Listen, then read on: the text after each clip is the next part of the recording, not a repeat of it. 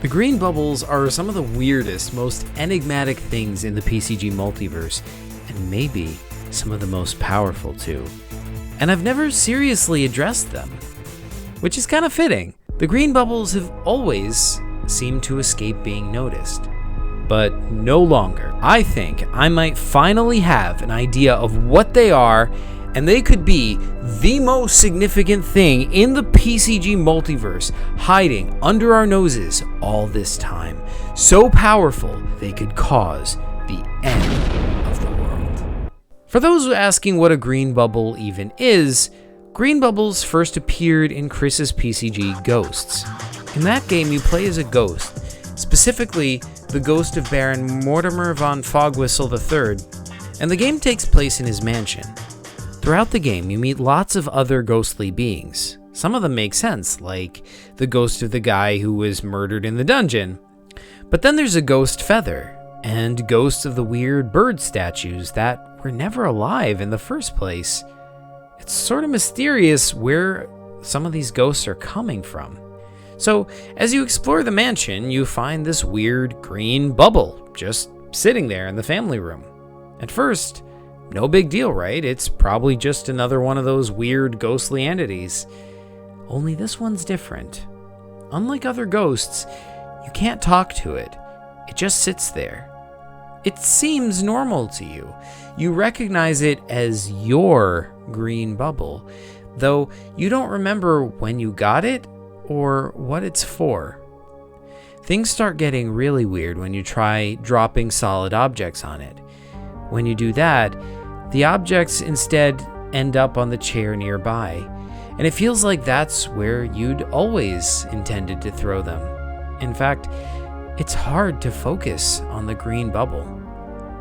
As you go through the game, you find out there's more green things, like the green bubbles, throughout the house. You find a green key in a closet full of ordinary keys, which later disappears. You find little green specks, like miniature green bubbles, inside the walls of the mansion. And that last one is where we find out just how powerful this green stuff can be. Now, in the universe that Ghosts takes place in, when a ghost is haunting their house, they can hold their house together against anything that could happen to it. It can't be demolished or crumble over time.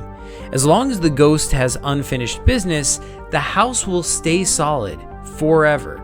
Nothing can break or even budge those walls. It's even predicted that in the far future, ghost houses will be the last structures left in the universe after the Earth is eaten by the sun and all the stars in the universe go dark. The ghost houses will still be there.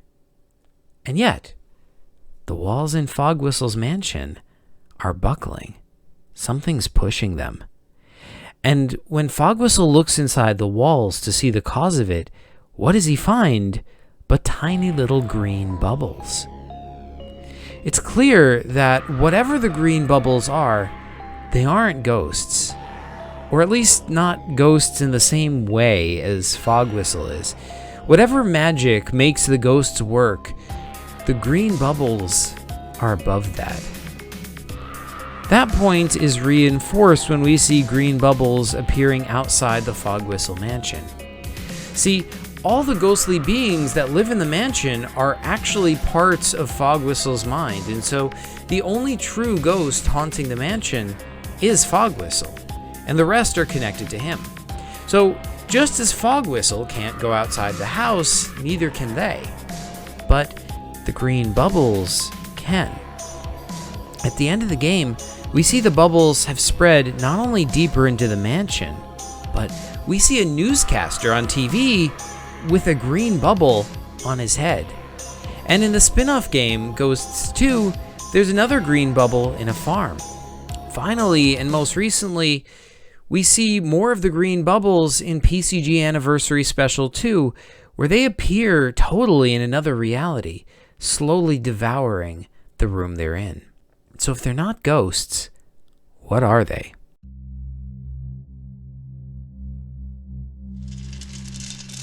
One strange possibility is that they're actually part of the life cycle of a ghost. We get this in conversation with Morty, a ghost bird statue. Morty has been daydreaming. We find out the longer a ghost is idle, the more often they daydream and the deeper they get into daydreams. But this feels like more than just a daydream. Morty daydreams about rice, and how rice and agriculture is the foundation of human civilization. And he starts thinking about how it's like that for ghosts too, how farming rice is the foundation of ghost civilization. Now, this is weird. Fogwhistle has no idea what Morty's talking about, and ghosts don't need to eat, so they definitely don't farm rice. But upon further questioning, Morty admits it was a bad analogy. Instead of eating the rice, he says, ghosts came from rice. But it's not like actual rice, he says. It's more shaped like a round pod. Like a green bubble, Fogwhistle asks. And Morty agrees. He says, yeah, that sounds about right. So Morty's daydream seems to reveal that the bubbles are part of the life cycle of the ghosts. They may not be ghosts themselves, but ghosts come from them, like ghost eggs or something. If we take Morty's suggestion at face value, it almost makes sense. Except that we know where ghosts come from in this universe. Like in most other ghost stories, ghosts are dead humans. They stay around on Earth because they have unfinished business. But both these things can't be true, can they? There's a lot mysterious about the ghosts, so it's possible they might not be as simple as they seem at first. Maybe the green bubble does account for part of their story, but I don't think it's completely true. Or at least, it's not as simple as that. So, let's look at the other possibilities. It's worth noting the relationship the green bubble has with humans. Most of the time, humans seem to not even notice them, as we can see in the party at the end of the game, when green bubbles are everywhere, yet no one seems to notice or care. But humans can see them. This seems to happen only when something forces them to pay attention to the bubbles. In one moment in Ghosts, when Jan Parker, a human who lives in the mansion, sees her daughter Cypress sitting on the green bubble. She can't ignore that and lets out a scream, takes Cypress out of the room, but immediately loses memory of having seen the green bubble. Nonetheless, she's still afraid and tells Cypress they shouldn't go back in that room anymore, though she doesn't remember why. But wait, let's back up. Why was Cypress sitting on the bubble? When she first entered the room, she felt alone and scared, but she said, "At least you're here, Jeremy," talking to the bubble before sitting on it. So, I guess the bubble is her friend? And is Jeremy a name she gave it? Or is it really a sentient being? Is Jeremy its real name? Over the course of the game, we learn that Cypress was friends with Jeremy, even in her old apartment, and that the family moved out of that apartment because of something dangerous. But Jan can't quite remember what that danger was. So given that that's exactly how she reacted to the green bubble, it's likely they moved away to avoid that bubble. So that indicates the bubble isn't from the Fogwhistle mansion, and it doesn't come from Fogwhistle. So that's evidence against Marty's daydream theory. But what is it then? Well, one possibility is that it has something to do with Cypress herself. For whatever reason, she seems to be the only one able to constantly see the bubble. And when she sees it, she's not afraid of it, unlike her mother. And not only that, the bubble seems to be following her, or at least following the family as a whole around. Now, her parents think Jeremy is Cypress's imaginary friend. But what if there's some truth to that? What if the green bubble is manifested by Cypress herself? What if it started as her imaginary friend, and in some way she gave it material form? It may sound far-fetched at first until you consider that Cypress is no ordinary little girl. As the game goes on, we learn that she has abilities that no human should be able to have. Besides being able to perceive the green bubble, she can also perceive a ghost. In one scene, she looks directly at Fogwhistle, talks to him, and banishes him from the room. Before that moment, you could just argue that she sees ghosts in the green bubble because she's a kid. And, in a lot of stories, kids can perceive things adults have lost the ability to see. But that scene proves Cypress has real power, and she was able to completely push a ghost's essence out of a room he was haunting. Whatever the source of her powers, they are real and they are considerable. It's not inconceivable that the green bubble could be a manifestation of her subconscious, and if so, that would explain why it followed her to the Fogwhistle house. It's worth noting that Cypress is a descendant of the Fogwhistles, so maybe somehow that could explain where her power comes from. But it doesn't explain, at least not fully, why the bubbles are so far beyond ghostly magic, or why they're growing.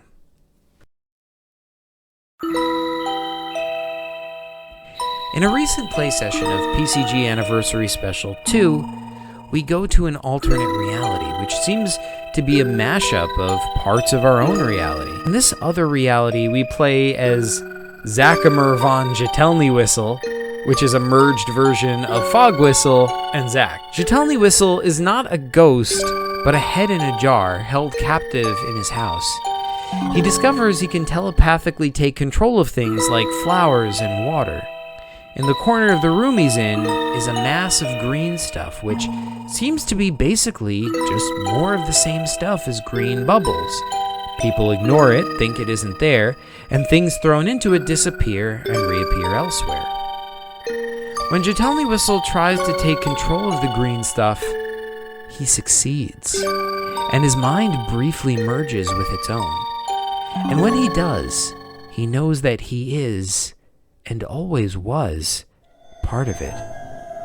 But there's confusion because the green stuff doesn't know where it is. Okay, I'll take control of the green bubbles. Okay. Okay. You don't know what you are. And you don't know who you are. And you don't know where you are. Jetelnywhistle can make the green stuff grow way faster than would have been possible otherwise, but he can't make it shrink back down because that's not possible. That's not its nature. This is our first glimpse into the mind of the green bubble, and it does seem like it has a mind, though it's a blank and confused mind. But one thing is clear, the green bubbles are growing. That growth can be accelerated, it seems, but not stopped, at least not by itself. What if the green bubble is an entity from outside our universe? Maybe from outside any universe? Maybe from outside of normal space and time itself? Maybe it's like a fungus that grows, attaches itself to realities, and grows and spreads until it consumes them. It's even possible that the green bubbles could be the cause of all the time and space bending chaos in PCG Anniversary Special 2. I don't really have any direct evidence of that except a correlation. As the green bubbles grow, we've also seen a breakdown of reality across universes with no apparent cause. We've seen portals appear out of nowhere, people being transported to times or places they don't belong, or even to entire other universes. Reality is falling apart as the green bubbles grow. Now that could be a coincidence, or one could be the cause of the other. So we've got a lot of clues, but we're no closer to the answer. The clues seem to point in one direction and then another. All the possibilities we've discussed explain some of what we've seen, but none of them can be the full explanation. This is a case where there just might not be enough information yet to figure out what's going on. There's a lot of puzzle pieces we're missing. For example, we learn about the rule breakers, the one who created the ghost rules and aren't bound by them. Could they somehow be connected to the bubbles? Do they have a plan? Are the bubbles part of the plan? But let's put together the pieces we do have and form a hypothesis. First, I don't think the bubbles are new. I think they're very ancient, and possibly they've always been there in the background, unnoticed. I mean, think about it. Most people can't directly notice them or interact with them. They could have been hiding in plain sight for all of human history, and we never would have known. I think the green bubbles can be shaped or influenced by human minds. That would explain why a bubble followed Cypress, and why one of the bubbles took the shape of a key. That green key was found in a closet where Stan, Cypress's dad, was hiding a box full of keys, so maybe it was influenced by his fixation on the keys. And that's reinforced by PCG Anniversary Special 2, where we see what seems to be some of the same green bubble stuff take the form of a giant vine in the farmer's farm. Since the farmer is so preoccupied with growing plants, it would make sense that that intention could have formed the green bubbles into the form of a plant. We even see it take on the form of a door to a random house in an alternate reality. I think the bubbles are not limited to any one universe. They're a force throughout the multiverse. PCG Anniversary Special 2 reinforces this, since we've already seen the bubbles in 3 different universes in that game. The main PCG universe, the fantasy universe where the farmer lives, and the weird mixed-up world where Jatelny Whistle lives. And in all these universes, reality's being mixed up and losing cohesion. I think the bubbles are something fundamental to reality, like some kind of a bedrock. That would explain why they can override the ghost rules. Maybe the bubbles are the underpinning of all ghosts. Maybe ghost magic ultimately comes from the bubbles. But what if it goes deeper than that? In PCG Anniversary Special 2, reality is getting very jumbled, and not just in characters reappearing in different places, but reality itself is taking on a shimmery, surreal quality, fuzzy around the edges. Also, by the way, the background, that's blue splotchy thing, that's not just an artistic choice. When you're up here, the world does feel like kind of trippy and vibrating and kind of wild. Uh-oh, that's not great. But PCGs, and especially Chris's PCGs, have always been a bit fuzzy around the edges like that. There's always weird things that seem to make no sense or feel dreamlike or surreal. What if green bubbles are the driving force behind that weirdness? What if small amounts of green bubbles throughout the world have always been causing distortions to reality ever since the first PCG, and that's why you get things like maze screens in your backyard and medieval castles down the road from modern houses? Maybe in small amounts, the green bubbles cause distortions like that, which are weird, but you could dismiss. But when they get bigger, the universe gets fuzzier, things get mixed together, until finally it loses all cohesion. I think what we're seeing now is not the appearance of the bubbles. If this theory is true, they've been there all along in every universe. I think instead what we're seeing is the awakening of the bubbles. I think something is making them grow more and faster than they ever could have before. What we're seeing now is the bubbles growing so big that we can't ignore them anymore.